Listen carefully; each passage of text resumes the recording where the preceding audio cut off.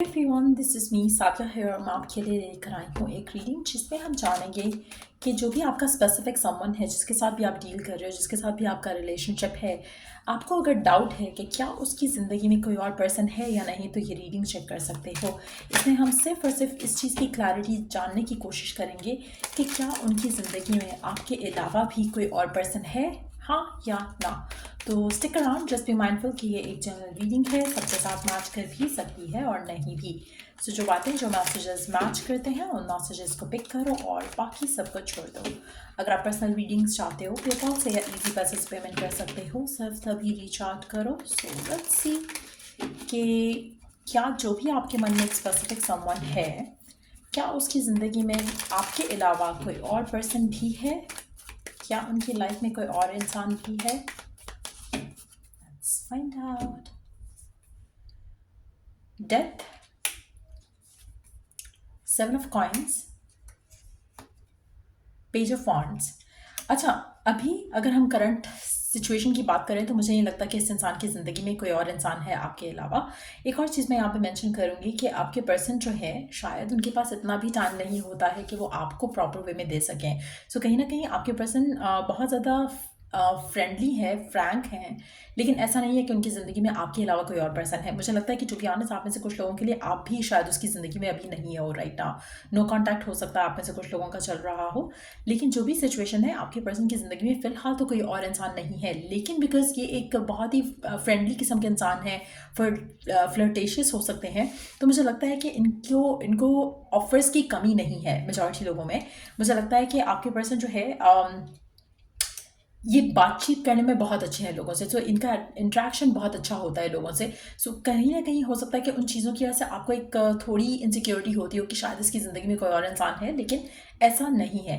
मुझे लगता है कि आपका पर्सन चैटी है, बहुत ज़्यादा बातचीत करता है, बहुत फ्रेंडली है, लेकिन हो सकता है कि जैसे जब हम फ़ोन कम्युनिकेशंस पे आते हैं या एसएमएस पे उस तरह की बातचीत पे आते हैं, तो शायद आपके पर्सन को ऑनलाइन कम्युनिकेशन इतनी कुछ खास पसंद नहीं है। लेकिन जब आप इससे मिलते हो तो ये बहुत अच्छे से आपसे बात करते हैं, लेकिन जब आप फ़ोन पे बात करते हो इससे, तो आपको शायद डाउट होता है कि शायद ही किसी और से भी बात करें, क्योंकि आपको उस तरह से टाइम नहीं दे पाते, लेकिन एक्चुअल में ऐसा नहीं है। आप में से मेजॉरिटी लोगों के लिए मुझे लगता है कि आपके पर्सन थोड़ा इन डिमांड रहते हैं फॉर श्योर। इनके पास अपॉर्चुनिटीज़ बहुत हैं, अगर ये लेना चाहें किसी भी अपॉर्चुनिटी को तो ये ले सकते हैं। लोग इनमें इंटरेस्टेड होते हैं, ये चार्मिंग पर्सनालिटी के मालिक हो सकते हैं, बट इनके पास इन सब चीज़ों के लिए टाइम नहीं है। तो मुझे नहीं लगता कि आपके पर्सन की ज़िंदगी में कोई और इंसान है। Let me take one clarifier for the four of coins here.